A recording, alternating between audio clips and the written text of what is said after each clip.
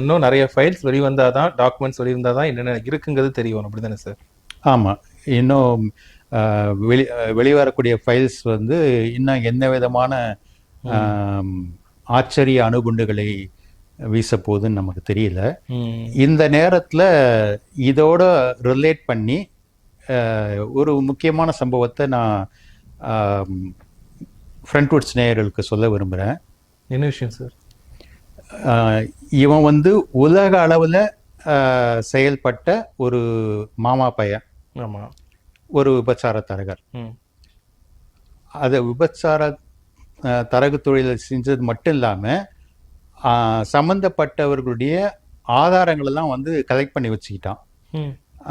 அவங்க கூட கான்வர்சேட் பண்ண மெயில் கான்வர்சேஷன்ஸு, அவங்களுக்கு அனுப்புனது, அவங்க தனக்கு அனுப்புனது மெயில் கான்வர்சேஷன்ஸு, அப்புறம் வந்து ஃபோட்டோஸு, வீடியோஸு, இதெல்லாம் எடுத்து வச்சுக்கிட்டு அவங்கள பிளாக்மெயில் பண்ணியிருக்கிறான் அப்படின்னும்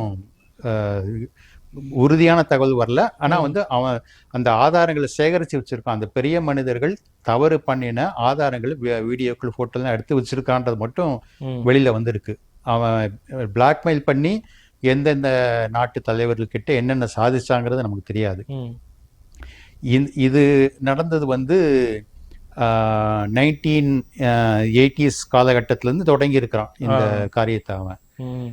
அதே 1980s காலகட்டத்தில் நம்ம ஊரில், நம்ம தமிழ்நாட்டிலேயே ஒருத்தன், இவன் வந்து ஒரு மேக்ரோ லெவல் வில்லன் அப்படின்னாக்கா, நம்ம தமிழ்நாட்டில் வாழ்ந்த அந்த நபர் வந்து ஒரு மைக்ரோ லெவல் வில்லன் அப்படின்னு சொல்லலாம்.